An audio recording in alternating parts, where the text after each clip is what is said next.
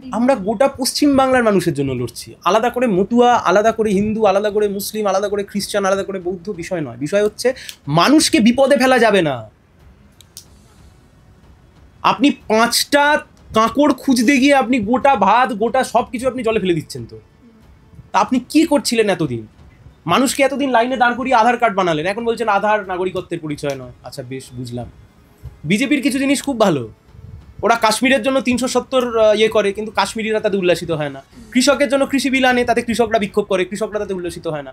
যাদের জন্য ওরা যা করে তাদের সবচাইতে বেশি ক্ষতি হয়। আপনি মিলিয়ে নেবেন এই এসআইআর এর সবচাইতে বেশি বিপদে পড়বে মধ্যবিত্ত বাঙালি, মধ্যবিত্ত, নিম্ন মধ্যবিত্ত, গরিব, প্রান্তিক, যারা অন্য রাজ্যে কাজ করতে চলে গেছে, পরিযায়ী শ্রমিক, ধর্মের দিক থেকে হিন্দু। আপনি মিলিয়ে নেবেন আমাদের কথা। এখন আতঙ্কেও রয়েছে, অবশ্যই আতঙ্কে থাকবে।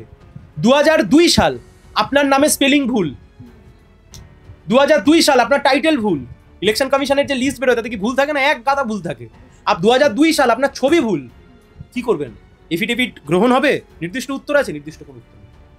মানুষকে শুধুমাত্র বিপদে ফেলে দেয়া, তার নাগরিকত্বকে প্রশ্নচিহ্নের সামনে দাঁড় করিয়ে দেওয়াটা কাজ হতে